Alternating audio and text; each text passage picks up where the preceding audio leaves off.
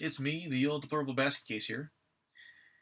So, I was reading something written a little while ago, written by a socialist who was, I would say, ranting. Anyway, ranting about capitalists and capitalism and going on a bit about the invisible hand of the market, which, well,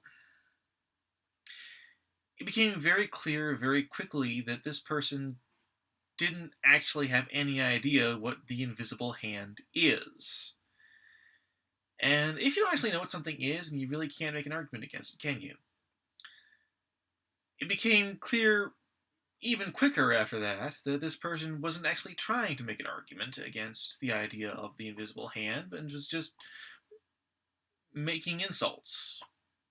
Which, while I'm sure it felt good at the time, is a really terrible way to try to convince anyone of anything. So, I want I want everyone, even socialists, to make arguments based in knowledge and not sling insults based in ignorance. So, I will talk about the invisible hand and explain, at least in general terms, what it is. So, the term the invisible hand was invented by a man called Adam Smith, and he was a Scotchman. This was back in the 1700s. He was one of the first of what we today call economists. Adam Smith was a very smart guy, and also a very eccentric guy. He refused to talk about anything having to do with his work in actual conversation. Only wrote about it. Refused to talk about it at all, which apparently made his conversations rather stilted with people. He also refused to sit for portrait painting, so we have a lot of different pictures of what he looked like, none of which actually agree with each other. But I digress. Anyway, so Adam Smith was a really smart guy. He spent a lot of time studying, well, the world, how people interact with each other, how society works, how economy works, how people create wealth. And he wrote about it, wrote a lot about it, a lot of books, and I highly recommend you go read them, even if you disagree with what he has to say. I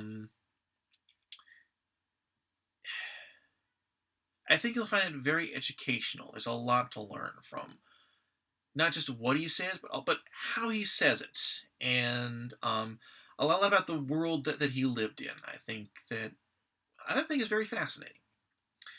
But I digress again. Sorry about that. I do that a lot. Right. So he identified what he referred to as the invisible hand. The idea that people cannot become wealthy without creating benefit for other people. So even if a person is incredibly selfish and they make a lot of money and they work hard to create wealth for their own benefit, they cannot do that without creating benefit for other people. I will give you an example based on in my experience.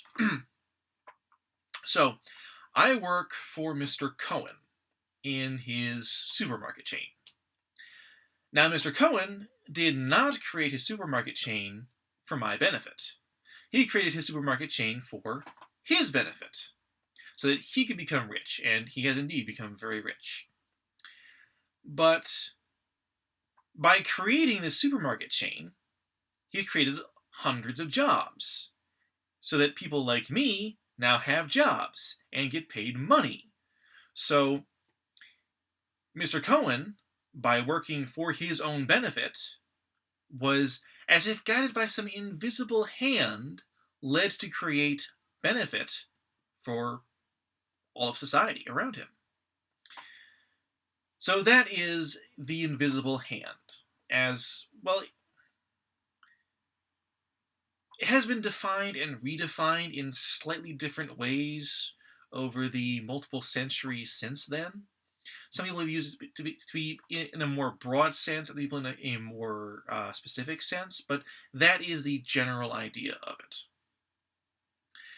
So, whether you agree with the idea or not, that is the idea. That's what it is. So, if you're going to argue against it or for it, there you go. So, thanks for tuning in. Thanks for watching me. And if you're still with me, thank you for bearing with me through all my digressions. Please like, comment, share, subscribe, all that internet jazz, and have a good night. God bless.